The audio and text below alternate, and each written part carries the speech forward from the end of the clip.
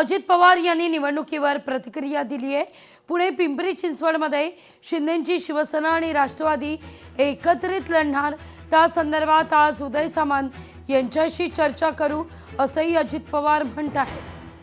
आमची आरपीआय सचिन खरात यांच्याबरोबर युती झालेली आहे। सचिन खरात आत्ता देखील माझ्याबरोबर होते आणि त्यांना पण तुम्ही विचारू शकता। त्यांनी त्याच्यामध्ये पण आमचं दोघांचं बोलणं झालं। त्याच्यानंतर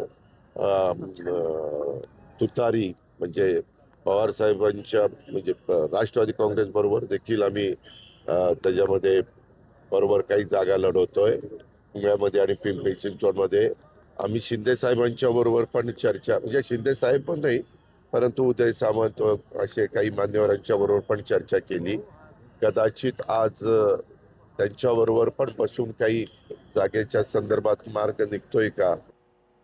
न्यायालयीन कर्मचाऱ्यांना निवडणूक कामाकरता नोटीस आहे। नोटीस बजावणाऱ्या आयुक्तांना न्यायमूर्तींनी खडेबोल सुनावले आहेत। कोणत्या अधिकारांतर्गत कर्मचाऱ्यांना निवडणुकीच्या कामाला लावलं अशी विचारणा न्यायमूर्तींनी आयुक्तांना केली आहे।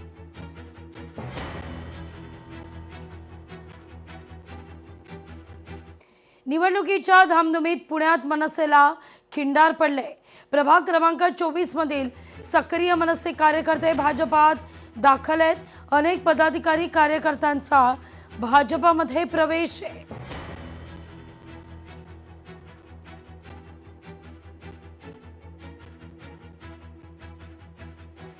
नागपूरमधील भाजपा आमदाराच्या मुलाला काँग्रेसनं ऑफर दिली आहे। आमदार कृष्णा खोपडे यांच्या मुलाला काँग्रेसनं ऑफर दिली आहे। भाजपची उमेदवारी न मिळाल्यानं रोहित खोपडे नाराज होते, त्यामुळे आता काँग्रेसमध्ये यावं अशी ऑफर देण्यात आलेली आहे।